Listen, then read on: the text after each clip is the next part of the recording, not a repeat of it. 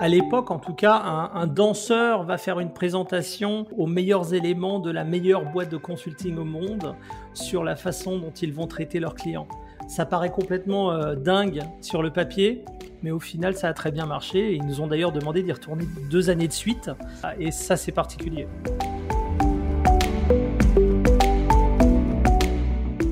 Bonjour à toutes et à tous et bienvenue sur Le Client, le podcast qui parle d'expérience client avec franchise et générosité. Je suis Marine Deck, entrepreneur, fondatrice de Lougage et consultante. Chaque semaine, sur Le Client, je reçois une personnalité qui dévoile son parcours, sa vision de la relation et de l'expérience client, mais aussi ses bonnes pratiques. Avant de passer à l'épisode, je vous rappelle que si vous appréciez notre contenu, s'il vous apporte quelque chose, le meilleur cadeau que vous puissiez nous faire, c'est de vous abonner à l'émission, de nous laisser 5 étoiles et un avis si vous écoutez via Apple Podcast et pourquoi pas même de vous abonner à notre newsletter qui vous permet de recevoir tous les mardis matins un petit mail avec l'épisode qui est mis en ligne. Je vous dévoile dès maintenant, sans plus tarder, mon invité du jour. Il s'agit de Chris Marquez. Vous connaissez sans nul doute Chris pour son rôle de juré dans l'émission Danse avec les stars, diffusée depuis maintenant 10 ans sur TF1. Chris est triple champion du monde de danse latine, metteur en scène, directeur artistique, chorégraphe, animateur et c'est un entrepreneur. Et la raison pour laquelle j'ai invité Chris sur ce podcast, c'est parce que j'ai découvert, figurez-vous, qu'il avait fait il y a plusieurs années une conférence pour le célèbre cabinet de conseil McKinsey sur la relation client B2B et le formidable lien avec la danse de couple. Chris est plein de ressources, d'énergie et a un réel talent de communication.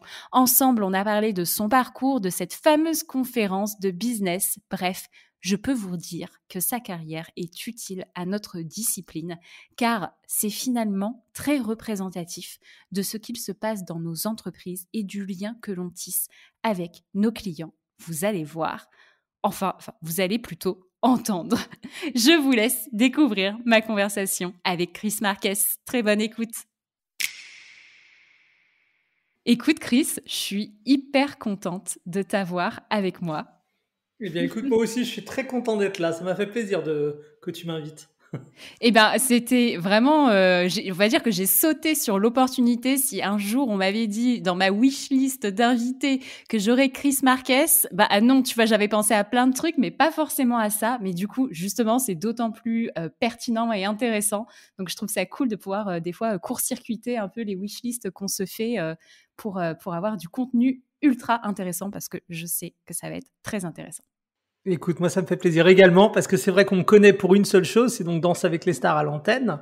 Mais en réalité, moi, j'ai déjà eu plusieurs vies, dont une dans l'entrepreneuriat et le commerce électronique il y a une quinzaine, vingtaine d'années. Et donc, ouais, effectivement, j'ai pas mal de petites casquettes qui sont toutes différentes par rapport à l'activité dans laquelle je suis en ce moment.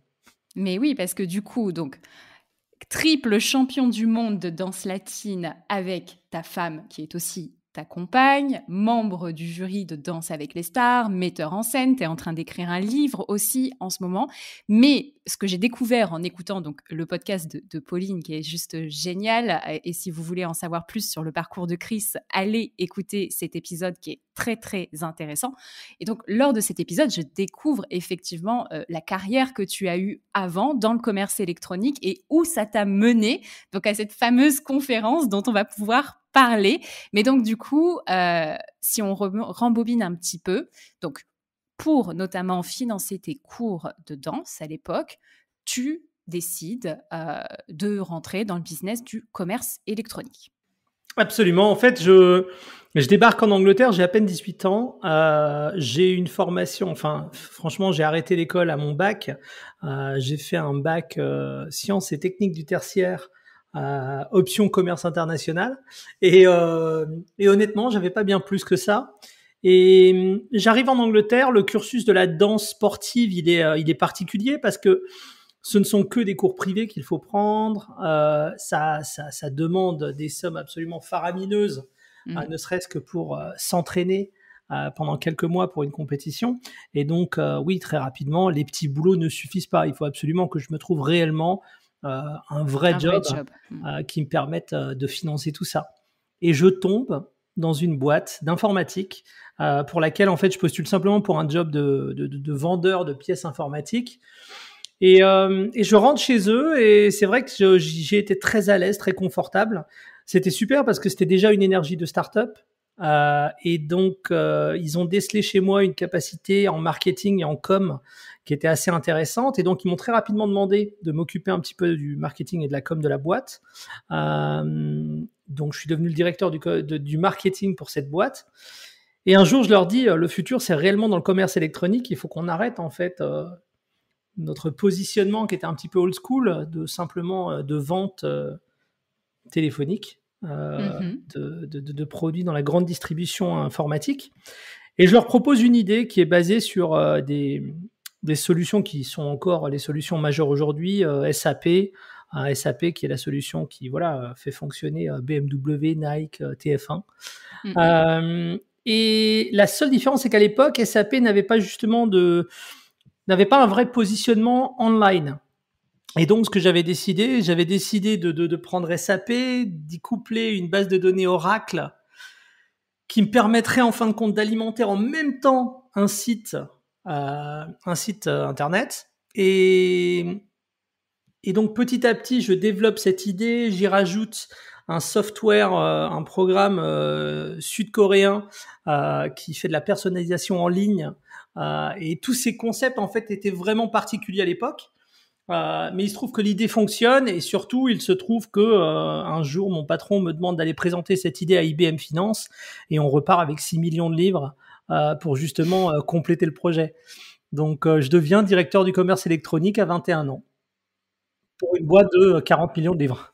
Non, mais c'est ça. Et à la base, tu n'y connaissais rien, quoi. Que dalle! Donc, non, mais franchement, chapeau, bravo, bravo. Et donc, tu prends cette nouvelle fonction, tu continues tes cours de danse, t'avances, et à un moment, il te tombe sur le nez, concrètement, une proposition de McKinsey. Raconte-nous. Alors, ça va encore un petit peu plus loin, c'est-à-dire que je prends mes fonctions de directeur du commerce électronique.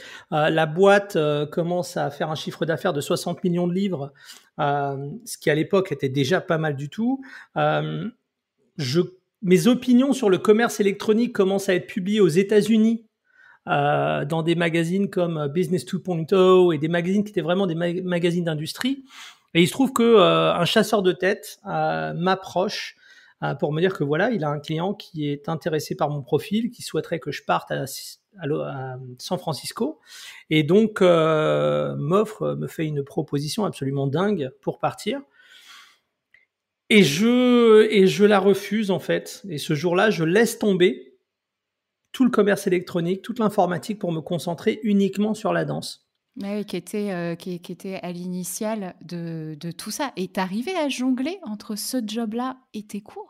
C'est ce qui était ultra difficile, c'est-à-dire que c'était bien sûr un job qui n'était pas juste ce qu'on appelle du 9 to 5, c'est-à-dire que voilà, les heures, elles étaient très longues, mais c'est vrai que ça correspondait à mes heures d'entraînement quand même, parce que je débarquais au bureau pour 9h du matin, je restais au bureau jusqu'à 20h, 20h30, à 21h, je commençais mes répétitions jusqu'à 1h du matin, et ensuite, en fait, ça me permettait le lendemain matin d'aller bosser tranquillement. Le vendredi soir, je fermais la porte du bureau et à 21h, 22h, je prenais l'avion pour aller faire une compétition à l'autre bout du monde avec mon épouse. Et je revenais juste à temps le lundi matin. Donc c'était marrant, c'était intéressant. Mais c'est vrai que d'une certaine façon, j'avais besoin justement de cette double stimulation de la danse d'un côté et de l'autre côté, en fait, ce que j'adore, qui est donc résoudre des problèmes, résoudre des énigmes, trouver des solutions à des problèmes techniques. Donc ça me fascinait.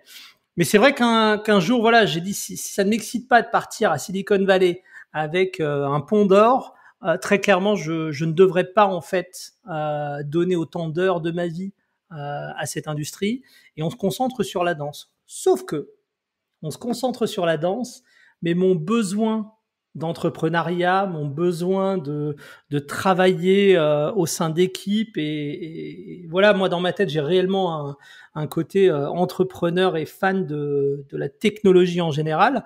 Ça ne me quitte pas et donc en fait j'approche notre petite entreprise, petite société en Angleterre de danse d'une façon un petit peu surprenante et donc je commence à rentrer dans des cercles de clients qui sont un peu inhabituels pour des danseurs. Et c'est vrai que voilà, notre liste de clients, c'était les géants de l'industrie pharmaceutique, c'était ça pouvait aller de Pfizer à American Express, c'était de très très grosses boîtes. Et un jour, on est contacté par McKinsey. Et donc, ça faisait déjà quelques années que j'étais plus du tout dans la boîte informatique. Mais McKinsey avait entendu parler, en fait, de ce couple qui avait une façon de parler des affaires, tout en y mêlant les concepts de la danse. Et il se trouve que à cette époque-là, McKinsey avait vraiment envie de parler durant leur summer university. En fait, ce qu'ils font, c'est que chaque année, ils invitaient leurs meilleurs talents, chefs de projet, etc., à Cambridge, à l'université. Et ils en font en fait une semaine de workshop intense avec des pontes, avec des noms absolument incroyables. Je ne sais toujours pas comment nous on est tombé dans ce truc, mais Mais tu y es allé. voilà, j'y suis allé. Mais c'est vrai que voilà, ils sont capables d'avoir Bill Clinton qui leur fait une présentation et vraiment, ce sont des noms absolument énormes. Ouais, juste pour ceux qui ne le savent pas, donc McKinsey, c'est quand même un cabinet de conseil américain qui est ultra prestigieux, énorme, et donc effectivement, c'est pas rien quand ils te contactent. Et de toute façon, vu les interlocuteurs qu'ils ont et vu les speakers, très clairement, c'est pas donné à tout le monde d'y aller. McKinsey, ce qui est intéressant, c'est que c'est la boîte de consulting des boîtes de consulting. C'est-à-dire que quand par exemple Barack Obama décide d'établir un vrai dossier, une vraie recherche, un vrai dossier sur le chômage et comment résoudre les problèmes du chômage aux États-Unis, il fait pas appel à n'importe qui, il fait appel à McKinsey. Vraiment, ils sont intégrés tout en haut de l'échelle en termes de consulting. Et donc voilà, c'est vraiment c'est la boîte qui fait référence partout. Et donc, on se fait approcher à travers notre agent, nous disant voilà, ils ont un objectif cette année. Ils veulent en fait remettre l'accent sur la relation client et le développement de la relation client, parce que c'est un avantage d'être tout en haut et d'être la boîte de consulting absolument voulue par tout le monde et que tout le monde s'arrache, mais cette image, elle a aussi un impact sur le comportement, on va dire, des plus jeunes talents de McKinsey qui peuvent de temps en temps, de par leur positionnement, parce que très simplement, ils le savent, ce sont les meilleurs, ils sont déjà chez McKinsey, donc automatiquement, ils ont déjà sauté plein d'étapes. Il y a des possibilités que, quand les plus jeunes membres de McKinsey arrivent chez des clients, ils soient si rapides et capable de régler des problèmes si rapidement que de temps en temps, ils sautent des étapes dans la relation client. Et que peut-être, sur le long terme, ce n'est pas avantageux de résoudre uniquement les problèmes sans bien les expliquer en fin de compte à nos interlocuteurs clients. Et donc, ils me disent, voilà, est-ce qu'on peut potentiellement utiliser la danse comme vous le faites maintenant, mais pour parler spécifiquement de la relation client ? Et donc, je dis oui parce que je trouve l'exercice intéressant. Et sur 3-4 semaines, en fait, on se retrouve à faire des conférences téléphoniques avec un directeur du Japon et un directeur de l'Amérique latine, un directeur UK, US. Et donc, on développe cette présentation ensemble. Et normalement, c'était deux des directeurs qui sont absolument super, hein, mais ce sont deux des directeurs qui étaient censés faire la présentation. Et au cours de la recherche et de la création de ce petit projet, ils me demandent tout simplement de présenter moi-même ce segment. Et donc voilà comment on a été approché. Ils remettent la barre encore un peu plus haute sur la demande initiale qu'ils t'avaient faite, quoi. Exactement. Et surtout, en fait, c'est d'être complètement fou. C'est-à-dire que il faut juste s'imaginer le positionnement. C'est-à-dire que à l'époque, en tout cas, un danseur va faire une présentation aux meilleurs éléments de la meilleure boîte de consulting au monde sur la façon dont ils vont traiter leurs clients. Ça paraît complètement dingue sur le papier, mais au final, ça a très bien marché. Et ils nous ont d'ailleurs demandé d'y retourner 2 années de suite. Exactement. Et ça, c'est particulier. Parce Ouais, qu'ils chose ne qu'ils ne demandent font pas pas ça. d'habitude. Ouais. Et alors, qu'est-ce que tu leur as raconté du coup? Ben, Comment ça s'est passé? la première chose, c'est qu'en fait, plus on discutait de cette relation client, plus je me rendais compte que les problèmes, en fait, naissent au départ, souvent. C'est-à-dire que la relation client ne démarre pas correctement, ou au moins le démarrage de la relation n'est pas comprise pour ce qu'elle est. C'est-à-dire qu'on est tous enthousiastes au début d'une relation, et bien sûr que tout le monde est investi, tout le monde est engagé dans cette relation, que ce soit le client ou vous-même. Mais on sait très bien que ça, c'est la période de noces. C'est le début, ça ne va pas continuer comme ça. Et donc, il y a des choses assez importantes à mettre en place dès le début qui permettent en tout cas d'assurer une continuité un petit peu plus positive de cette relation client, même une fois que cette énergie initiale est passée. Donc, je sais pas, je peux donner des exemples. Mais par exemple, la première phase de cette présentation, je leur en parle en fait comme c'est la phase de découverte. Par exemple, dans un couple de danse, on a réellement cette phase de découverte au début de ce couple, 2 personnes qui ont un talent incontestable d'un côté et de l'autre, mais par nature, par définition, des approches complètement différentes, des envies complètement différentes, des ressentiments complètement différents. En fait, il y a tout un travail de découverte de l'un et de l'autre d'ailleurs pour se comprendre, pour vraiment définir, OK, qui est-ce que j'ai en face de moi? Donc cette phase de découverte, elle est ultra importante et pour qu'elle fonctionne, cette phase de découverte, c'est des choses simples, mais souvent, en fait, les meilleures présentations sont des choses simples. Par exemple, là, je lis juste un petit peu mes notes de l'époque, mais un des éléments les plus importants, il faut s'aligner un petit peu en termes de valeurs essentielles, et il faut qu'on s'aligne avec les valeurs essentielles de notre client. Donc, par définition, il faut approcher tout ça avec une générosité de mindset. Le mindset en français, je ne sais jamais comment on le dit. Il y a plein de mots que je n'ai pas. L'état d'esprit. État Je pense d'esprit. que tu veux dire, enfin voilà, c'est faire preuve d'intelligence émotionnelle. Oui, exactement, Quand exactement. même. Ouais. Exact. Et donc, cette générosité, elle est importante parce que il faut surtout pas au départ croire qu'on a compris, alors que c'est simplement une déformation. On croit qu'on a compris, c'est impossible d'avoir compris l'autre aussi rapidement au début d'une relation. Et donc, il faut être généreux, il faut être ouvert. Il faut également aligner les attentes et ce que chacun veut dire par excellence. Parce qu'en fait, on a toujours, en fait, en tout cas dans les grosses boîtes de consulting, on a toujours cette approche du blueprint. C'est-à-dire que dans le contrat est déjà installé ce qu'on attend l'un de l'autre et ce qu'on attend du projet. Mais la réalité, c'est que souvent sur le terrain, une fois qu'on commence à travailler avec le client, elle est là la découverte. Elle est là en fait. C'est à ce moment-là en fait, c'est de personne à personne qu'on doit s'assurer tout d'abord qu'on parle bien de la même chose en termes de résultats escomptés, de résultats voulus. Quels sont les objectifs qu'on a en tête? Donc aligner ses attentes. Et ensuite, ça paraît bête, mais il y avait un truc sur lequel on était très clair avec les équipes de McKinsey et nous, c'est que le temps est ultra important. C'est-à-dire que il faut définir dès le début de cette relation client, et là je parle vraiment je parle vraiment quand on parle de clients avec des projets, non pas forcément pas forcément de B2C, plutôt du B2B. Oui. Oui. Mais il faut définir dès le départ ce qu'on attend dans la durée.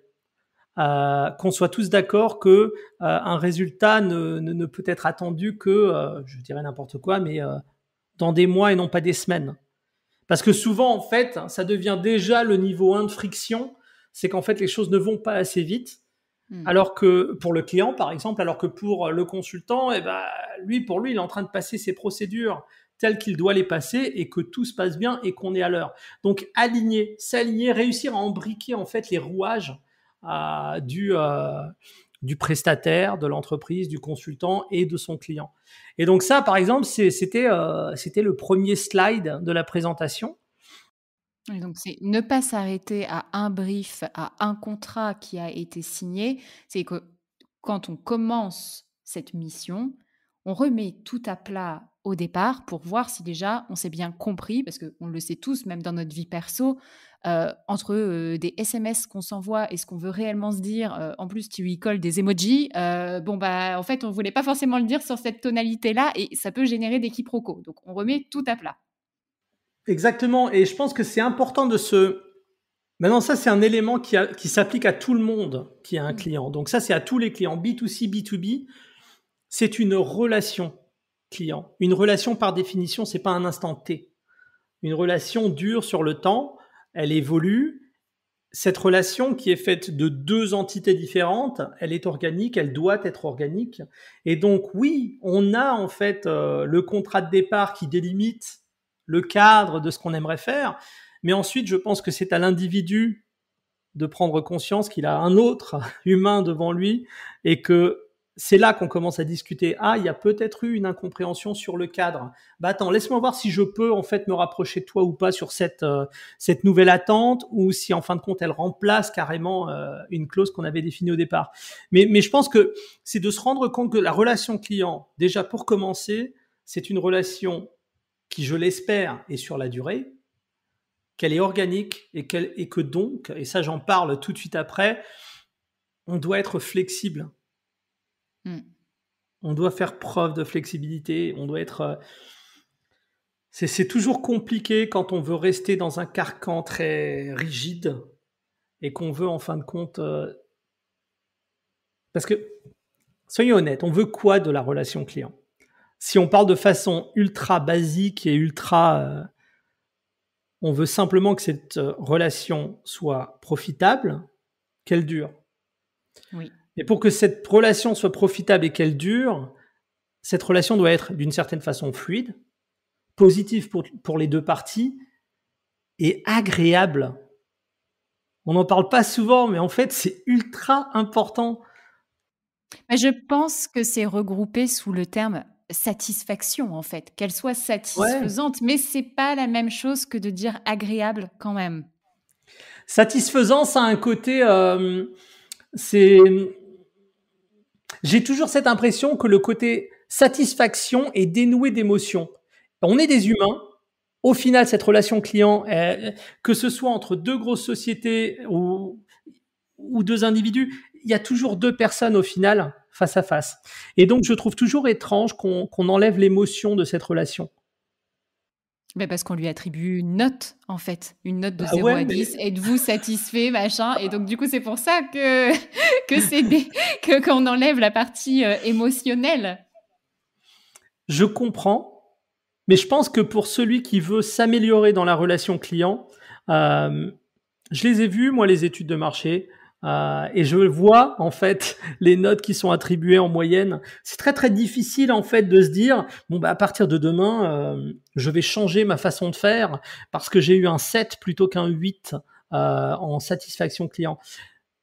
Je pense que de se mettre en tête que ça doit être agréable, de se mettre en tête qu'on souhaite en fait donner un environnement pour que cette relation en fait dure dans le temps, qui soit agréable, qu'on ait envie d'y retourner dans cette relation. Il ne faut pas que le client nous fuit. Il faut que le client ait envie de revenir. Ouais, et ce qui est drôle, c'est que quel que soit l'environnement dans lequel on est, parlons du digital par exemple, je pense que tu dois avoir pas mal de personnes, de spectateurs. Comment on dit les gens qui écoutent des podcasts? Les auditeurs. Non, nous ne sommes pas sur le plateau de Danse avec les stars. Nous n'avons pas de téléspectateurs, Chris. Alors, je suppose que tu as pas mal d'auditeurs qui sont sûrement dans le digital. Yes. Et ce qui est drôle, c'est qu'en fait, la relation client, elle peut également se personnifier, par exemple, dans l'UX. Comment est-ce qu'on dessine l'expérience client sur une appli? Comment est-ce qu'on dessine l'expérience client sur un site? L'expérience client, c'est simplement rendre agréable les interactions que nos clients ont avec nous et qu'on soit tout le temps conscient de ça. Et ça, toi, tu y es hypersensible, en fait, en fait, cette mise en scène, cette cohérence et cette énergie et ces émotions que tu veux faire vivre à ton téléspectateur, ton auditeur, ton public, de A à Z, du moment où il commence à penser à toi jusqu'au moment où potentiellement il ressort, après, une scène de spectacle. J'en sais rien. De façon exagérée, il faut que cette expérience elle soit transformative. Je sais même pas si ça se dit en français, transformative. Si, bon. Si, et on a eu un épisode sur l'expérience client transformative qui est une notion qui est très différente de simplement l'expérience client, tu vois. Bah oui, parce qu'en fait, il y a des choses intéressantes qui se passent en ce moment, notamment l'accélération constante de l'évolution des marchés, qui est en partie due au développement technologique. Mais c'est vrai que le résultat indirect de cette accélération, c'est une multitude d'informations qui nous est balancée constamment. Et en fait, ce qui est intéressant, c'est que l'information, elle ne distingue pas. On ne distingue pas, en fin de compte, information positive, négative, intéressante, pas intéressante. On se prend juste ce mur d'informations et nous choisissons ensuite, je vais essayer ça, je vais essayer ça. C'est ultra compliqué si la relation que tu as avec ton client n'est pas un tant soit peu transformative, impressionnante, émotive, de rester présent dans le conscient de ton client sur le long terme. Cette interaction, elle ne peut pas être juste satisfaisante. Et donc, après cette phase de découverte, c'est quoi les next steps? On a déjà en fait discuté un petit peu parce que on parle de préparation et de flexibilité. Et cette préparation et cette flexibilité, elle est importante. C'est-à-dire que nous, par exemple, on donnait l'exemple du fait. Alors, mon épouse et moi, on est également les chorégraphes originaux de la version originale de Danse avec les stars. Danse avec les stars, c'est un programme qui existe depuis 2003. Ça a été créé en Angleterre, alors qu'en France, c'est arrivé uniquement en 2011. Et en 2003, on nous approche et on nous dit, c'est la BBC qui nous dit, bon, écoutez, on a une idée, on a envie de mettre de la danse à l'antenne. On a perdu le savoir-faire de filmer la danse de couple dans la BBC. Donc, mon épouse et moi, on était un des 3 couples au monde qui avions, on va dire, ce savoir-faire de la réalisation.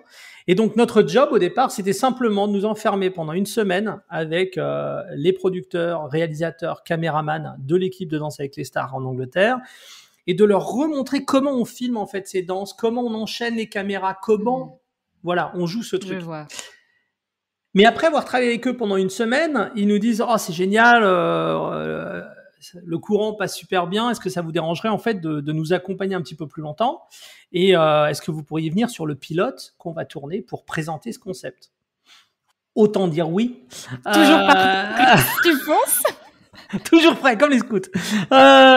Et donc on y va. Et ce qui était très drôle, c'est qu'en fin de compte, on va pas se mentir, que ce soit l'animateur le jour même, les danseurs, nous, en tant que chorégraphe, tout le monde disait la même chose, c'est-à-dire écoutez, on va prendre le cachet, étant donné qu'ils ne vont jamais mettre de la danse de salon en prime time à la télévision, mais bon, ce sera bien pendant ces quelques jours. Et il se trouve que l'émission commence, les images sur les retours, on commence à les voir, et l'émission est splendide. Elle était surprenante, elle était très très différente, elle était très glamour de ce qui se passait à l'antenne à ce moment-là. Et donc, le pilote fonctionne, ça passe à l'antenne, c'est un succès. Et là, les producteurs nous disent, écoutez, vous savez quoi, vous êtes là depuis le début, on a envie que vous continuiez, on devient un petit peu, on fait partie des meubles de cette émission, on devient les chorégraphes de l'émission.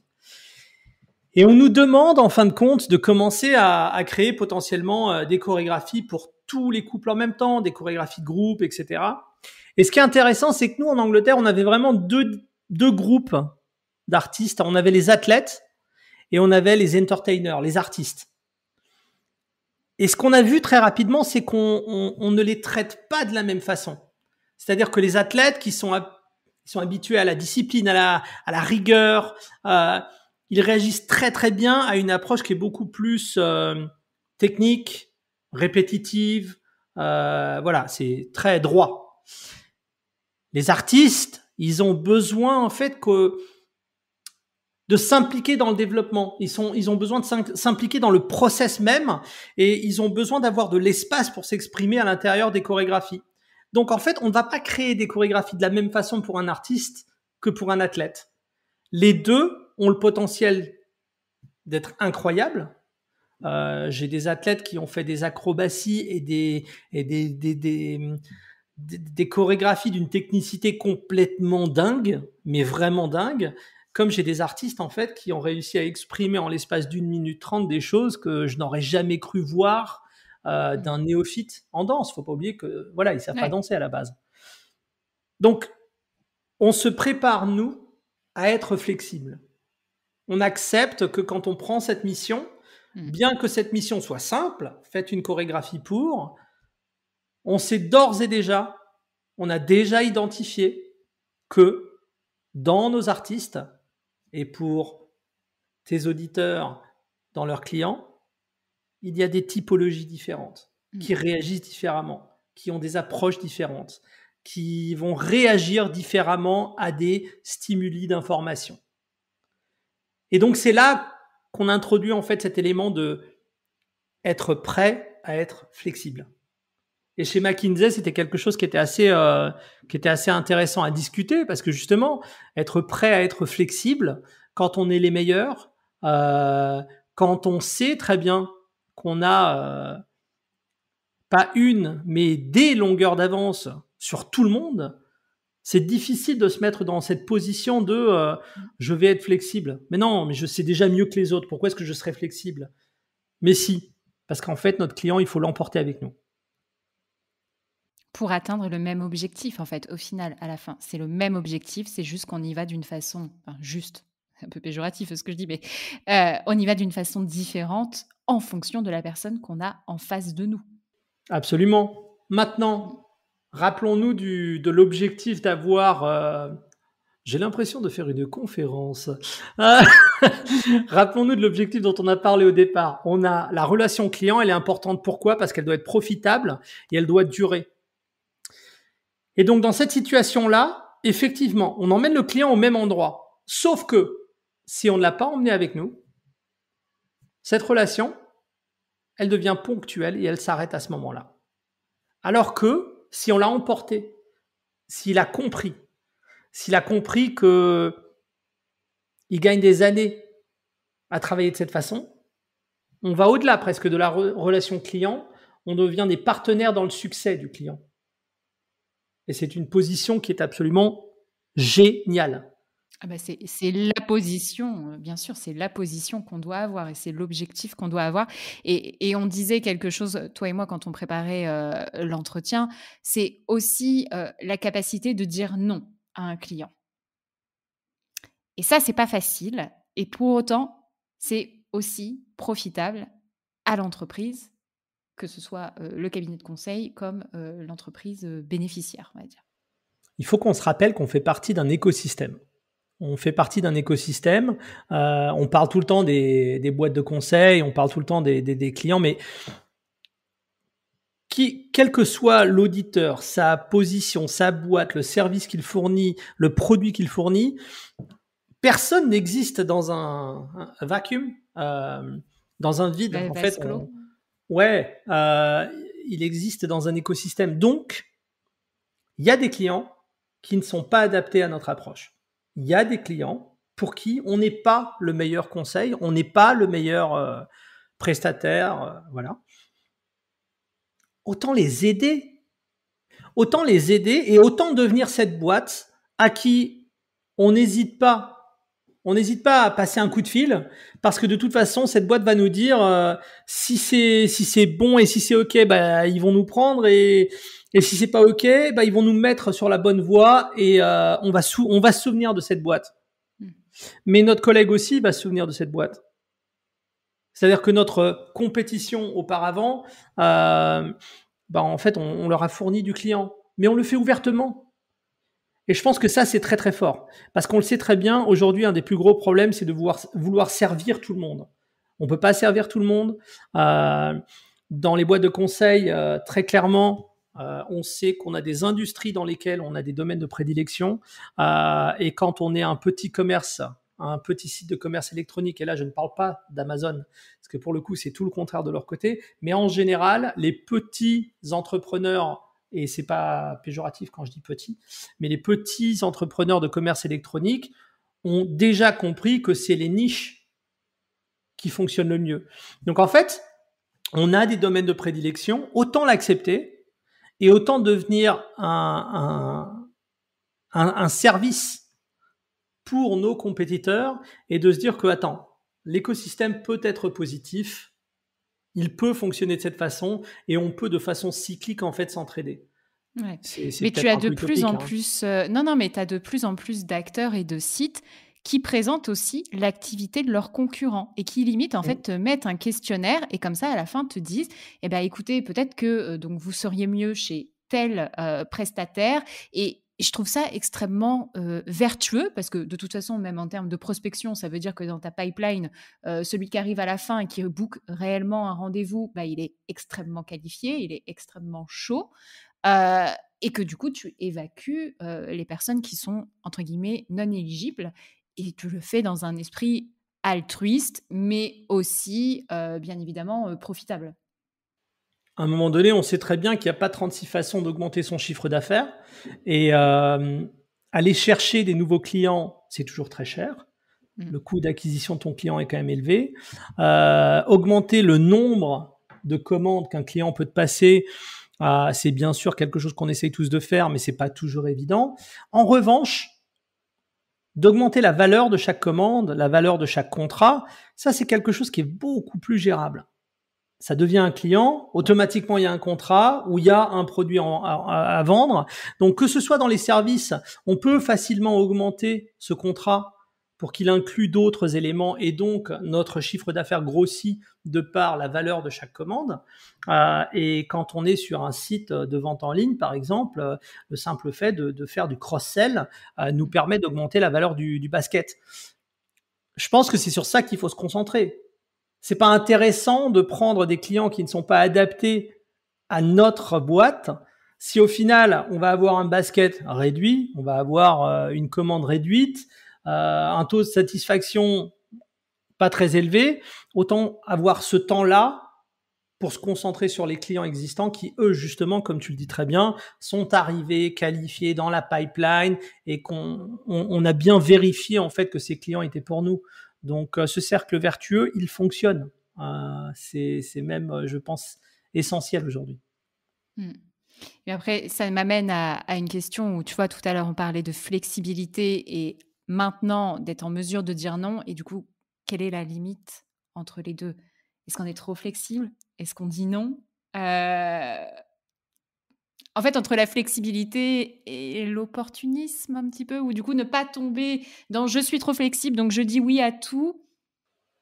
Je pense que, je pense que ça, on est humain, donc il y aura toujours une part d'inconnu quand on rentre dans une relation avec un client. Mais honnêtement, à un moment donné, il faut quand même aussi faire un petit peu confiance à son instinct, à ses tripes. On le sait. On le sait quand on dit oui, Mmh. la fois de trop. On le sent à l'intérieur. On se dit, ah, j'aurais pas dû dire oui. On le sait quand on fait quelque chose qui va un petit peu contre notre nature. On est vraiment en train de le faire parce qu'on a envie de faire plaisir à ce client, mais est-ce qu'on lui rend vraiment service? Donc, je pense que, à un moment donné, il y a aussi un élément de conscience professionnelle, certes. Il y a un élément d'instinct et de se faire confiance. Est-ce que, en répondant oui à ce client pour cette tâche, service, contrat, est-ce que je vais pouvoir exceller parce que je sais régler ce problème ou est-ce que je dis oui juste pour lui soutirer un petit sourire à ce moment-là mais au final, je vais galérer pendant 6 mois à régler le problème qui m'a posé sous le nez. L'instinct, il est important quand même. Et je pense que des fois, on oublie que la relation client, c'est quand même de nouveau, deux humains avec leurs instincts, leurs besoins, et que nous, on n'est pas juste là pour dire oui à tout. Mmh. Et j'en reviens à la danse puisque, bah, du coup, tu nous dis 2 humains et cetera et je trouve que c'est extrêmement approprié. Comment est-ce que vous faites pour entretenir cette relation? C'est-à-dire qu'on a parlé de la phase de découverte, donc on s'imagine, voilà, tu as une nouvelle compagne. Qu'est-ce qui se passe? Vous commencez à travailler ensemble, vous communiquez, vous clarifiez les objectifs de chacun. Ça matche pas? C'est quoi les next steps? Les next steps, c'est s'aligner sur le long terme. Long terme, c'est relatif, hein. C'est s'aligner sur le fait que on s'est découvert, on a, on s'est aligné plus ou moins sur les valeurs, on sait à peu près où on veut arriver. Le pas suivant, on parle de méthode. Est-ce qu'on va s'aligner sur la méthode? Dans une société, ce sera les process. Quelles sont les procédures que vous allez mettre en place pour vous assurer du résultat? Et ce qui est intéressant, c'est que moi, à ce moment-là, j'ai tendance à parler en anglais mastery, en français maîtrise. On accepte que ça prend du temps de maîtriser. On arrive à un moment donné où, de toute façon, pour livrer voilà, de façon positive pour ce client, il faut rentrer dans une phase de... C'est même pas la bonne traduction, maîtrise, pour mastery. Parce qu'en fait, il faut rentrer dans une période d'apprentissage constant. Il faut rentrer dans une période où on dit, bon ben voilà, est-ce que, connaissant nos deux valeurs et nos deux approches, je peux mettre en place ce process? Est-ce qu'il va correspondre aux deux personnes? Est-ce que le client va s'y retrouver? Est-ce que moi je vais m'y retrouver? Et est-ce qu'au final, à la fin de cette pipeline, à la fin de ce process, de cette procédure, est-ce que je vais réussir en fin de compte à livrer exactement ce qu'on m'a demandé de livrer? Quand on est un couple, c'est assez simple. Est-ce qu'on aime travailler? La danse, en fait, c'est la répétition de mouvements des milliers de fois. C'est certes avoir un petit peu de talent à l'intérieur, mais principalement, c'est avoir le goût de la répétition, c'est d'avoir le goût du travail continu, non-stop, de savoir que même si on se sent incroyablement bien dans ce mouvement, il y a toujours moyen d'aller chercher un petit peu plus loin. Et est-ce que les deux personnes ont cette même vision? Est-ce que ces deux personnes ont la même façon d'approcher le problème? Et donc, pour nous, la phase suivante, c'est de se mettre d'accord sur les méthodes de travail. Et ça, dans la relation client, alors ça, c'est plus approprié pour les boîtes de consulting, conseil. Est-ce que la boîte de consulting a bien défini quel est le process par lequel il va aider le client? Moi, j'ai vu des situations dans lesquelles le client signe le contrat et n'est pas toujours sûr de ce qu'il va obtenir au final. Alors ça, bien sûr, c'est pas dans les grandes boîtes de conseil, mais dans les grandes boîtes de conseil, c'est souvent l'inverse. C'est-à-dire que si ce n'est pas dans le contrat initial, ça ne sera pas dans la réalité de toute façon. Mais c'est vrai que dans les plus petites boîtes de conseil qui sont plus nombreuses, il y a souvent ce problème. Est-ce qu'ils ont réellement défini avec leurs clients les livrables? Mmh.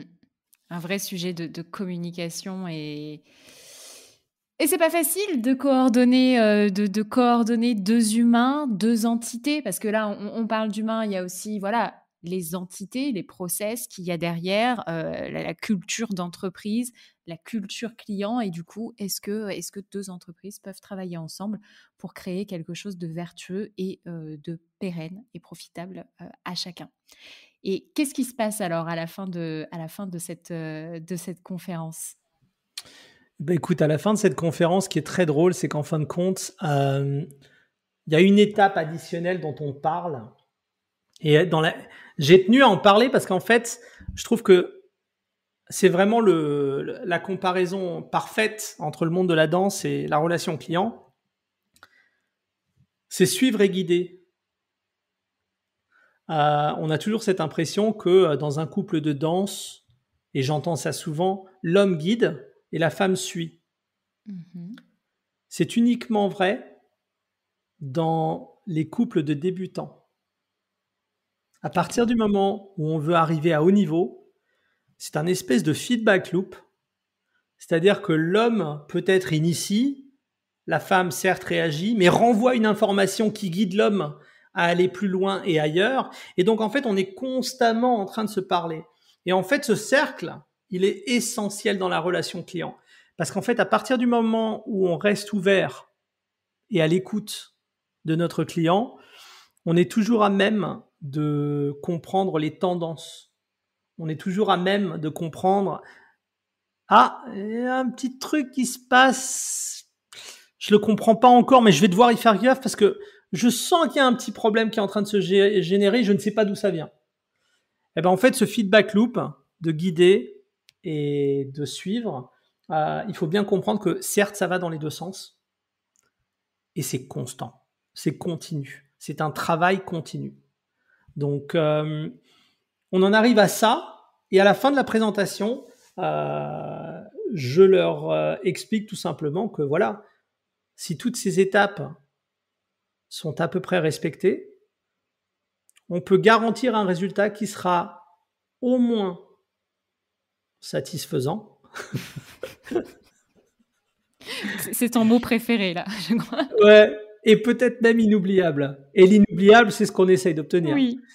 Et donc, je les laisse avec une danse. Voilà, mes danseurs, en fait, envahissent la scène et font une chorégraphie qui, en fait, regroupe tous les éléments dont je viens de parler. Et en plus de ça, au fur et à mesure que j'en parle, j'ai toujours une illustration physique d'un des danseurs qui illustre en fin de compte chacun des thèmes. Guider, suivre, etc. Et donc à la fin, on comprend que nous sommes bien plus que la somme de... en anglais, c'est tellement plus simple à dire ça. We're more than the sum of our parts. On est bien plus que la somme de nos... La moyenne des gens qu'on fréquente, c'est ça ce que tu veux dire? Non, on est plus que... En fait, si ce process de relation client est pris au sérieux, si cette relation, elle est cajolée, elle est développée, 1 plus 1, ça fait 3, ça fait pas 2. Il y a réellement un apport qui est positif dans tous les sens. Et donc, voilà. Mais ce qui est fou, c'est que, en fait, ce que vous faites, c'est un microcosme, si je puis dire, de ce qui se passe. Enfin, ce que vous faites, j'entends au terme de danse, est un microcosme de ce qui se passe dans l'entreprise. Et c'est clairement le message aujourd'hui qu'on veut faire passer. Absolument. C'est une relation, c'est une relation. Et une relation, pour qu'elle fonctionne, ça va dans les deux sens. Ça parle dans les deux sens, ça écoute dans les deux sens. Et ouais, c'est un microcosme. En fait, il faut qu'on... Je sais qu'on va dans cette direction naturellement, c'est la tendance, mais il faut qu'on comprenne que la société, les sociétés, pas la société, les sociétés sont des entités à part entière, qui sont organiques. Comme tu l'as dit auparavant, tout le monde a une culture, mais en fait, on oublie que si on a une culture, c'est qu'en fait, nos interlocuteurs ont des cultures peut-être différentes. Et que la seule façon de s'aligner, c'est en écoutant, c'est en interagissant, et voilà. Et alors, ce qui m'amène à une question, quel est ton meilleur souvenir d'expérience client à toi? Mon meilleur souvenir d'expérience client, ce qu'il faut savoir, c'est que moi, j'ai plein de clients variés. Je travaille pour des multinationales, je travaille pour des individus, je travaille pour des producteurs également. Et un de mes métiers, c'est d'être metteur en scène. Et on fait appel à moi un jour en 2015 et on me dit écoute Chris, voilà, on a un concert, on a un concert qui s'appelle Star 80 et c'est un succès dingue en tournée, etc. TF1 viennent de signer un deal avec nous pour faire une retransmission en direct de notre concert qui sera donné au Stade de France. Et en fait, il faut absolument qu'on retravaille tout le spectacle parce que le spectacle en tournée, c'était génial en termes d'énergie, c'était super, mais c'est vrai que c'était pas forcément un objet télévisuel. Et donc, ils me disent, il faudrait vraiment que voilà, tu reprennes tout ça en main Je dis, écoutez, super, avec plaisir. Quelle est la date du concert? Et là, on me dit, c'est le 4 ou le 5 mai, ce qui voulait dire dans 6 semaines. Et en fait, ce qui est génial, c'est qu'en fait, tu prépares pas un stage en 6 semaines. C'est-à-dire que 2 mois et demi avant, tu dois déjà mettre en fait tous tes dossiers techniques et de sécurité. C'est vraiment, ça se prépare pas en 6 semaines. Sauf que j'ai cadré la demande, j'ai limité la demande à ce qui se passait sur scène. J'ai limité mon champ d'action à réellement améliorer le visuel, améliorer le spectacle en soi et le transformer en objet télévisuel. Ce qui voulait dire que déjà, ça réduisait quand même le champ de ce que je devais livrer. Et à partir de là, je me mets au travail. Ça deviendra une des plus grosses audiences de TF1 en 2015. C'était vraiment un succès absolument dingue. Je crois que le jour J, ils avaient fait 7 millions et demi et en replay après, ça montait encore plus haut.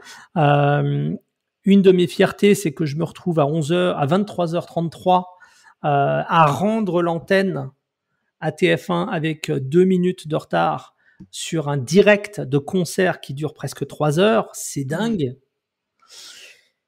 Et là, en fait, je m'assois, on rend l'antenne, je m'assois dans les gradins et je vois juste le stade se vider. Et le client, qui était donc le producteur du spectacle, vient me voir et me dit « Chris, j'arrive pas à croire ce qu'on vient de faire, c'est magistral, c'est génial. » Et ben ça, c'était une de mes meilleures expériences clients parce que il était inclus dans ce succès. Il n'a pas dit ce que tu as réussi. Ce qu'on a réussi aujourd'hui, c'est magistral. C'est tellement beau ce qu'on a mis sur scène. C'est tellement, il faisait partie de cette aventure, on va dire artistique complètement. Et je mesure ce que je dis parce que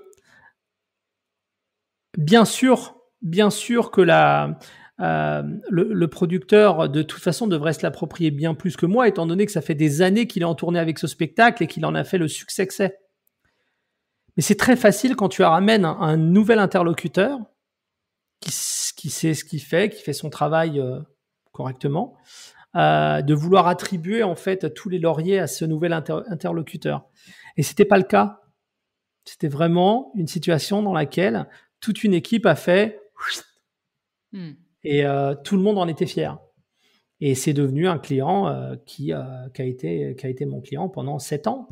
J'ai fait, je crois, plus de 300-400 concerts avec lui. Donc ça, c'était une grande fierté, ouais. Waouh. Et alors, quel est ton pire souvenir d'expérience client, à l'inverse? Il y en a, hein. Il y a du vécu.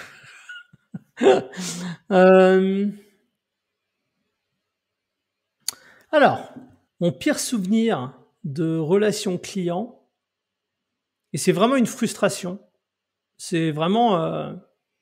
le client est super, hein, c'est TF1 Productions. J'ai été le directeur artistique de Danse avec les stars de la saison 1 à la saison 7, donc des 6-7 premières années. Et j'en suis devenu le producteur artistique adjoint également sur les 3 dernières années. Ma frustration dans la relation client avec TF1 Productions, c'est que j'avais vraiment un désir de leur fournir quelque chose de fort, de leur fournir quelque chose qui était vraiment unique pour eux. Et c'est une des rares relations où potentiellement je n'ai pas réussi à complètement expliquer ce que je faisais et comment je le faisais. Et donc, ça créait potentiellement des petites frictions parce que chaque membre de l'équipe me voyait faire ce que je faisais, mais uniquement de leur prisme. Donc, par exemple, en tant que DA, c'est vrai que je pouvais débarquer au bureau et être au bureau de 9h à 19h. À 19h, je partais en salle de répétition pour être avec les artistes et vérifier un petit peu les chorégraphies de la semaine. et m'assurer que tout était à niveau. Et plus d'une fois, très très très souvent, à 21h, 22, 23h, je partais en tournage de nuit pour des magnétos, des séquences d'effets spéciaux, etc. Avec certains des couples également, et ça pouvait se finir à 4h, 5h du matin. Sauf que les équipes avec qui je travaillais, mon producteur par exemple, ne me voyaient pas. Ils me voyaient au bureau, mais ils voyaient pas que je continuais mes 3-4 heures avec les couples en salle.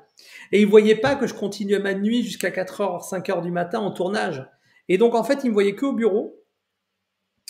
Et j'avais pas forcément exprimé correctement le travail qui était réellement achevé, qui était vraiment fait pour lui en tant que client. C'était tellement un focus pour moi de livrer pour, je dis lui, mais bon, pour moi, c'est le client en général, hein. Mais c'était tellement important pour moi de livrer pour lui, de surlivrer, que j'ai toujours pensé que l'explication n'était pas nécessaire. Il faut juste faire. C'est pas vrai. C'est pas vrai. C'est pas vrai. Il faut faire et il faut expliquer, et on a un devoir de transmission d'informations, d'explication qui est phénoménal, parce que la réalité, c'est qu'aujourd'hui, qui ne sait pas expliquer, commenter, décrire son activité perd, j'ai envie de dire, 80% de son marketing également. C'est étrange quand même de passer de la relation client et de parler du marketing tout d'un coup, mais c'est une réalité. Et donc ça, pour moi, c'était peut-être... alors bon, il n'y a pas de problème, au contraire, on s'entend très bien. La preuve, c'est que je suis encore sur l'émission. Mais c'est vrai que pour moi, c'est une déception. J'aurais aimé, quand je suis parti, en fait, après la 7e saison, parce que je voulais justement faire des concerts et je voulais faire d'autres émissions, et j'ai produit d'autres émissions tout de suite derrière, et ben, je suis resté un petit peu sur ma faim, parce que je voulais vraiment partir en me disant... je m'en vais, mais ils ont compris ce que j'ai voulu faire et comment j'ai voulu le faire pour eux, en tout cas. Et donc, voilà. C'est et en fait, quiproquo un petit peu, quoi. Peut-être. Ouais. Et alors, dis-moi, Chris, qui est-ce que tu aimerais entendre parler d'expérience et de relations clients sur ce podcast, et de manière générale, évidemment? Alors, on est d'accord que on est dans la wishlist absolue, hein. Ça a pas besoin d'être français. Fais ta wishlist, vas-y, Chris. Il y a quelqu'un, mais c'est quelqu'un dont on parle souvent, mais je crois que j'en parle pas pour la même raison. Moi, j'aurais adoré entendre parler Steve Jobs de la relation client. Parce qu'en fait, lui, alors il était complètement barjot, on va pas se mentir. C'est absolument pas besoin de le couper au montage, ça, je l'assume complètement. Mais non, mais il était complètement fou, parce qu'il y avait une espèce d'obsession absolument incroyable sur le produit. Mais d'une certaine façon, ce que je trouve d'intéressant chez lui, c'est que cette obsession produit, elle avait en fait une résonance client. C'est-à-dire que lui, ce qui était important dans sa tête, c'était d'offrir au client the most seamless, incredible, unforgivable experience through a product. Inoubliable, j'en ai parlé avant. Il voulait absolument fournir voilà, il faut que ce soit inoubliable, il faut que ce soit sans friction aucune.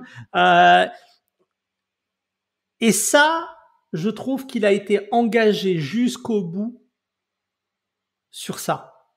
Et donc lui, il approchait la relation client en étant obsédé, comme très très très très peu de dirigeants l'auront été et le seront, à mon avis, sur le produit. Moi, je trouve ça fabuleux. Et après, de l'autre côté, on a des gens comme Elon Musk. Et j'allais te dire, je trouve que moi, Elon Musk s'en rapproche quand même. Alors, il s'en rapproche, sauf que, à mon avis, et c'est son côté, c'est sa formation presque d'ingénieur, à mon avis, qui parle le plus. Moi, j'adore Elon Musk, mais il s'en fout royalement de l'expérience client, en fait. Lui, ce qui l'intéresse, c'est l'efficacité de la transaction et l'efficacité du produit.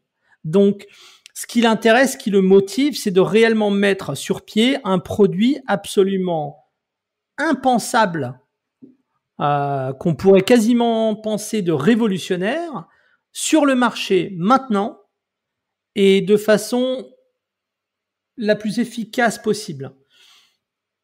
Je crois qu'il est beaucoup plus détaché de la relation client que ne l'était d'une certaine façon Steve Jobs. Même si leur obsession sur le produit, en fin de compte, à mon avis, justement, elle est identique.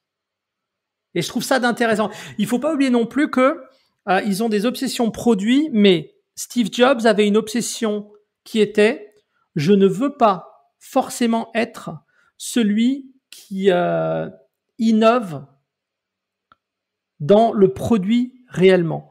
C'est-à-dire que la force de Steve Jobs, c'était de prendre des technologies disparates qui existaient à l'instant T, d'accélérer et de perfectionner les systèmes de fabrication et de créer un produit innovant à partir de ça.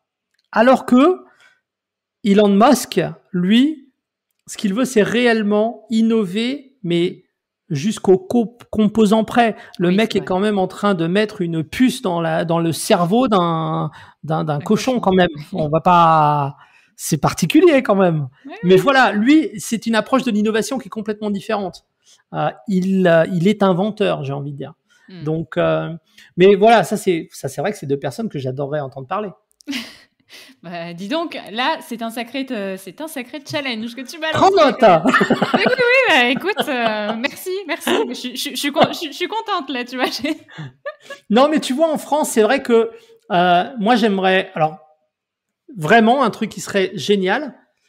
Moi, j'aimerais que tu parles à Xavier Niel. J'aimerais l'entendre parler parce qu'en fait, on parle tout le temps de l'entrepreneur, de l'industrialiste presque. Mais ce gars-là, il a tellement de choses à dire sur l'expérience client. Tu tiens pas la route, en fait, surtout en France, si ton client n'est pas content. Ça marche pas.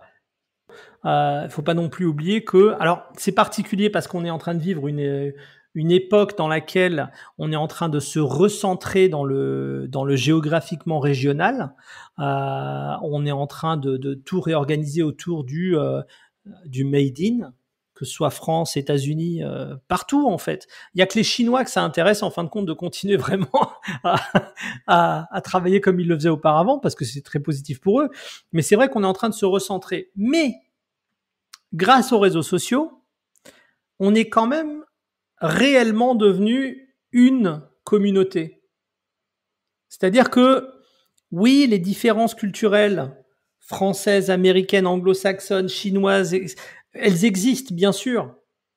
Mais ça commence petit à petit à se refermer, je trouve. Ça commence pas se refermer, à se resserrer.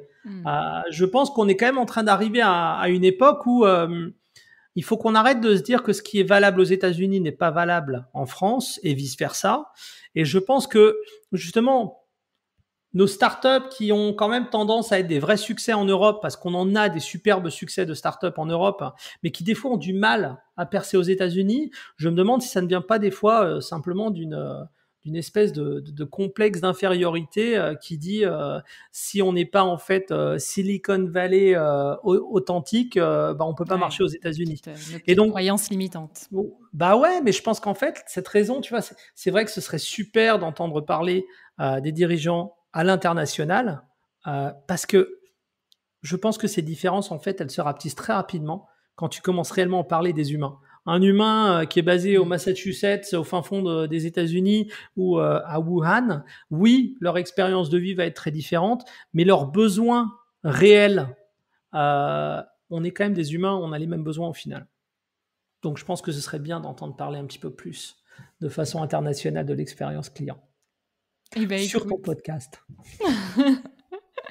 Merci beaucoup, Chris. Écoute, je pense qu'on s'est déjà dit pas mal de choses. Qu'est-ce que t'en dis ? Écoute, je ne m'attendais pas à parler business autant, je vais être honnête. Donc c'est super et j'espère que j'ai été cohérent. Ça c'est ma plus grande question, en fait. J'espère que c'était cohérent. Mais oui, ne t'inquiète pas. Et merci pour cet échange. Merci pour ce parallèle avec la danse qui prend énormément de sens et qui a tout son sens. Et je suis contente que tu m'aies accordé et que tu nous aies accordé ce moment-là. Un, ça me fait plaisir. Et deux, je pense que ça fera plaisir aux auditeurs et aux auditrices de t'entendre parler de la relation client B2B. Et de Merci découvrir beaucoup. une partie de toi qu'on ne connaissait pas forcément jusqu'ici. Oui, effectivement, ouais. Effectivement, c'est une première. En tout cas, merci Marine. C'était un vrai plaisir. Et ouais, absolument. On refait ça quand tu veux. Ça marche. Merci, Chris. Merci. Et voilà les amis, merci à toi Chris pour cet échange, merci beaucoup. J'espère sincèrement, chers téléspectateurs, chers auditeurs, que cet épisode vous a plu. Si c'est le cas, abonnez-vous, n'oubliez pas de nous mettre 5 étoiles et un avis si vous écoutez via Apple Podcast et surtout partagez le podcast autour de vous, ça nous aide beaucoup. Je vous souhaite une très très bonne journée et je vous dis à la semaine prochaine. Bye.